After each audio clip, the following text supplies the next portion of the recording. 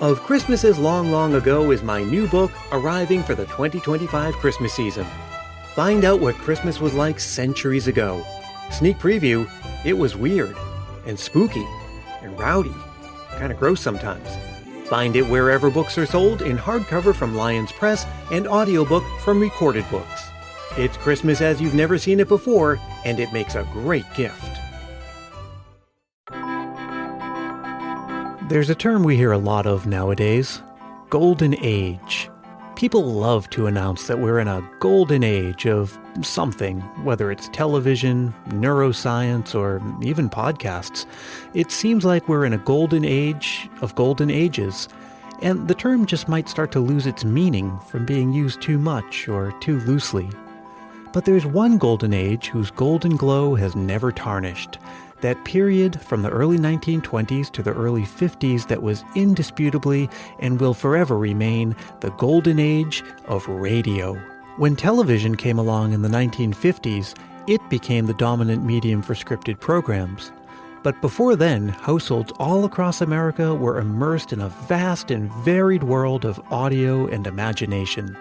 They could hear classic novels brought to life, could hear sitcoms and sci-fi and western, tales of adventure and suspense, and my personal favorite, the man with the action-packed expense account, America's fabulous freelance insurance investigator. Yours truly, Johnny Dollar. the hard-boiled private eyes. The story goes that the very first radio program was broadcast on Christmas Eve in 1906. Some historians dispute that date, but who am I to question a story that combines two of my favorite things?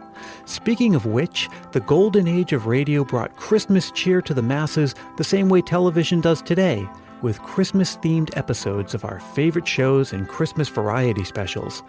And thanks to the internet, a whole new generation can discover the holiday magic. I'm Brian Earl. This is Christmas Past.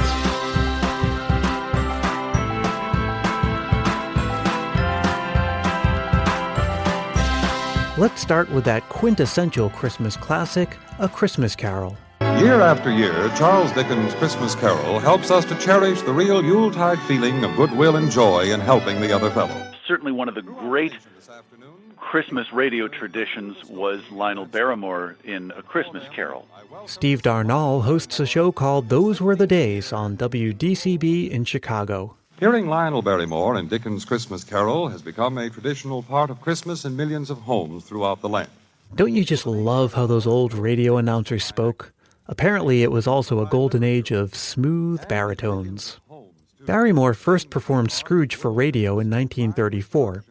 Others would follow him, like Basil Rathbone and Orson Welles, but Barrymore was the most popular radio Scrooge. Merry Christmas. Humbug. Why, if I had my way... Merry Christmas, Bob. Merry Christmas to you, Mr. Fred. Merry Christmas, Uncle. Merry Christmas. Merry Christmas. Somebody once said that radio is the most visual medium.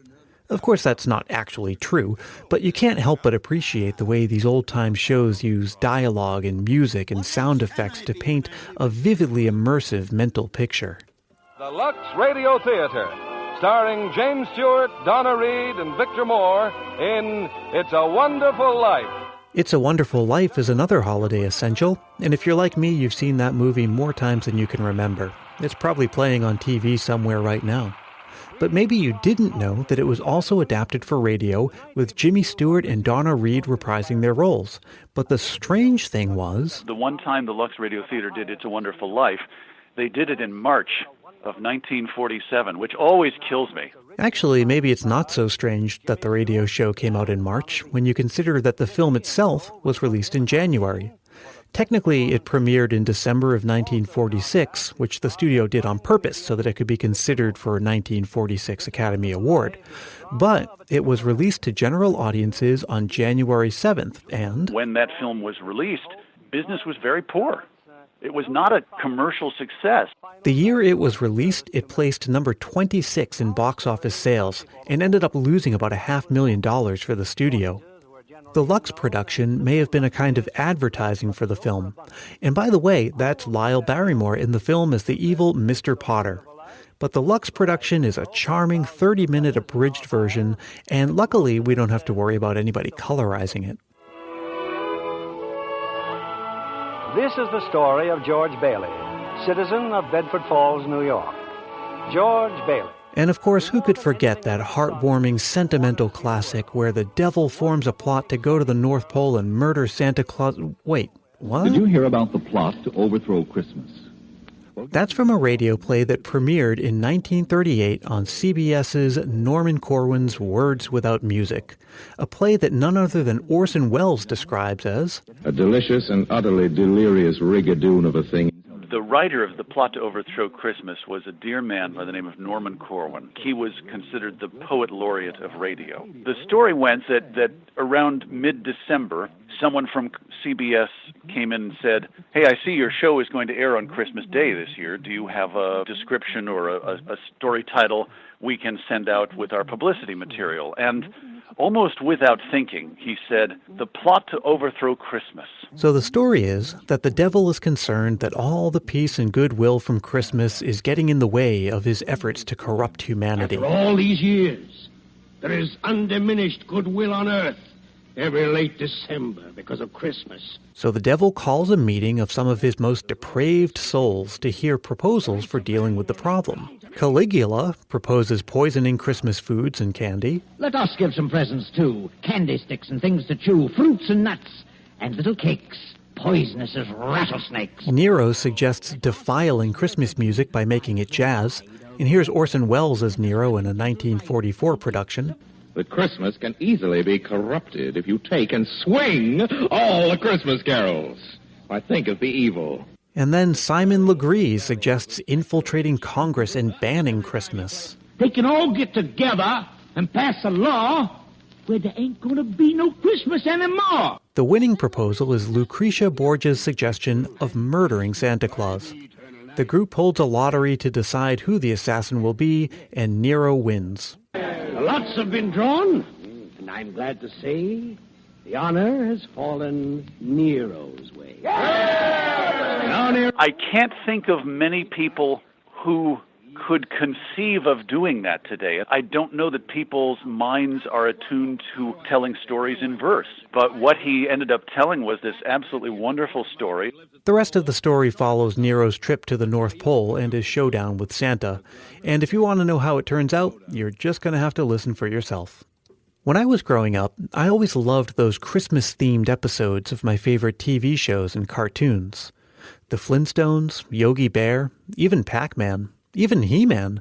Yes, all of them and many, many others got into the Christmas spirit at one point or another. It was not only great Christmas entertainment, but it was also fun to see all of my favorite characters taken out of their normal context for a bit. I imagine that's how radio audiences felt in 1953, when one of the most popular police dramas of the day put down the guns and cuffs for the episode that aired on December 22nd.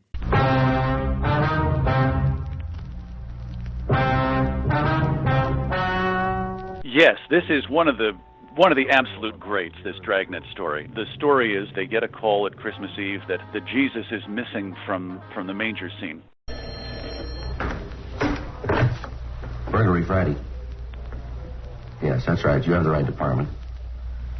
And, of course, the police investigate this like it's a theft, which is their job. And so they go to, people who may have been in the church that day and ask if they've seen anything. They go to pawn shops and ask if anybody brought in a statue of Jesus. And should we say spoiler alert now, Brian? But I won't spoil it. I'll just invite you to discover the magic on your own. And by the way, that episode was adapted for television in the 60s and featured a young Barry Williams before he went on to play Greg on The Brady Bunch. I could go on and on with all of this, and maybe I'll do another episode about Christmas Golden Age radio in the future, but I hope I've given you a taste of the world of Christmas spirit just waiting for you to discover it, and maybe make it part of your celebrating the season. I'll put links to all of these shows and other resources on my website, ChristmasPastPodcast.com.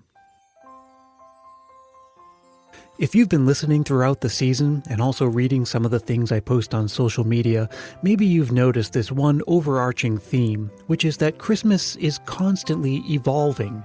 People from just a couple hundred years ago would look at our modern Christmas celebration and they'd barely recognize it. It's like Professor Forbes said in our series on Santa Claus, Christmas is like a snowball. As it moves, it not only grows, but also picks up the things in its path. What may have begun as a solemn religious observance eventually became entangled with some of the winter solstice celebrations that already existed in Europe. Then it picked up various pieces of European folklore, and when it came to America, it fell under the influence of industrialism and commercialism. So today, Christmas is not only the most dominant of all holidays, but also the most inclusive, specifically because of that snowballing effect. Those who want Christmas to be a spiritually significant celebration can certainly make it that. But other people are inclined to celebrate Christmas in a more secular way. So it should come as no surprise that many of your friends and neighbors who identify as non-religious or atheist feel right at home celebrating Christmas, like my wonderful new friend Anna in California. As an atheist, a fifth-generation atheist at that, I'm sure many people would be surprised to hear that Christmas is my favorite holiday. While my family may not believe in God, we do believe in family traditions and value spending time with our loved ones. So growing up, a typical Christmas went as follows. My mother, sister, and I would go pick out a tree, and we'd decorate it while singing Christmas carols. But we used the same ornaments every year. We had a paper garland chain that my sister and my mom made when my sister was a child, and they lived in England. In addition, each year, my mother would buy my sister and I a new ornament to add to the tree. She'd write our name on it and the year, and the idea was that as we got older and started our own families, we'd have a collection of ornaments for our own trees. We would bake after that, and we're known for the treats we'd hand out at the holidays. And, of course, we'd make sugar cookies shaped like Santa, trees, and stars, and we'd just spend the day baking and singing. So I imagine that my atheist Christmas is similar to many Christian Christmases, just minus the Christmas Mass. And I think everyone, no matter their religious beliefs, can agree that a key part of the holidays is the opportunity to spend time with your loved ones. And Christmas provides an opportunity to be with my loved ones and appreciate the simple pleasantries of life. Now, usually at this point in the show, it's when I tell you how you can share your own Christmas memory if you are so inclined, but guess what, guys? We're almost done for the season. Don't worry, I said almost. We have one more full-length episode coming up, followed by 2 mini episodes that'll come out on Christmas Eve and Christmas Day. The format for those 2 episodes will be a little different from what we've done so far, but I assure you they will be just as entertaining and contain just as much Christmas spirit. Maybe more so. So until then, let me tell you that Christmas Past is produced in sunny San Mateo, California by yours truly, Brian Earl. I'd like to say thank you to Steve Darnall and my friend Anna, and of course, as always, thank you for listening.